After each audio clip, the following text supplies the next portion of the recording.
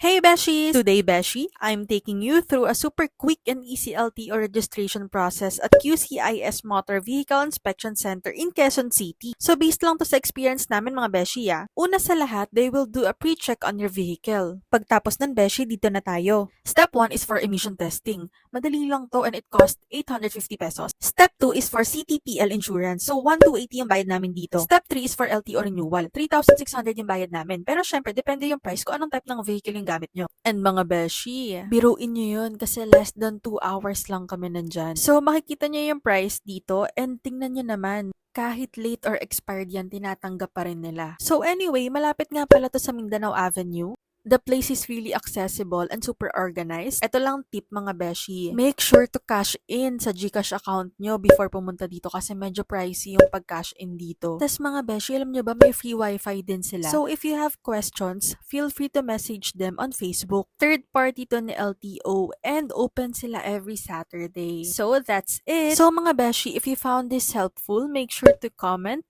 like, and follow me. Bye!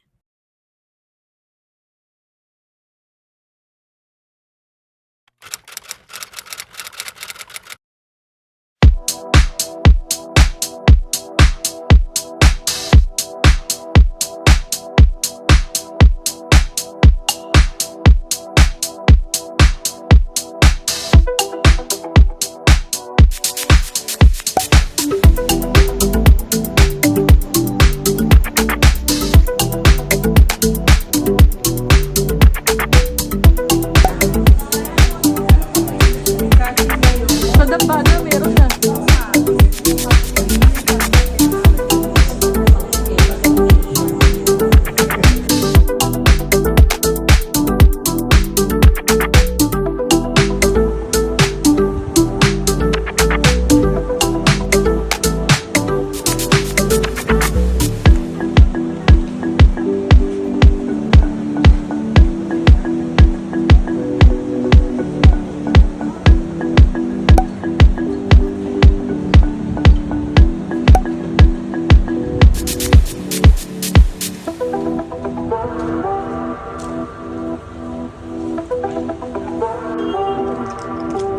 Nahihiratan na yun ang tagal.